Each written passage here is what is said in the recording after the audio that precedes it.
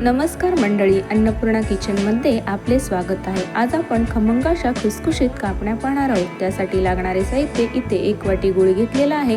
त्या गुळामध्ये अगदी थोडेसे पाणी ओतून घेऊ आणि हे मिश्रण थोड्या वेळासाठी गरम करून घेऊ। गरम केल्यामुळे गूळ असा छान आपला विरघळून जातो। आता इथे आपण सुंठ, बडीशोप, जायफळ, विलायची यांची पूड करून घेणार आहोत। आता आपण पीठ मळायला घेऊया। 1 वाटी गव्हाचे पीठ, 1 वाटी मैदा, थोडेसे बेसन, वेलची पूड टाकून घेतलेली आहे। हे मिश्रण आपण चमच्याच्या सहाय्याने छान असे एकजीव करून घेऊ। बडीशोप, वेलचीमुळे कापणीला छान असा स्वादही येतो, खायलाही छान लागते। वरून आपल्याला खसखस लावायची आहे। इथे आपण गुळाचे पाणी गाळून घेतलेले आहे, त्यामुळे कचरा काही पाण्यामध्ये येत नाही।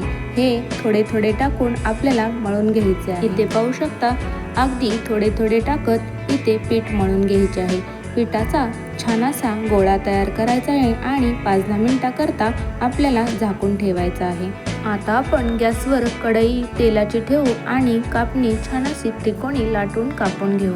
वरून आपण छान खसखस लावलेली आहे। इथे पाहू शकता, मध्यम आचेवर कापणी आपली छान अशी तळलेली आहे। इथे पाहू शकता, आपली कापणी तयार आहे, खमंग खुसखुशीत। व्हिडिओ आवडल्यास लाईक, शेअर, सबस्क्राईब करायला विसरू नका। धन्यवाद।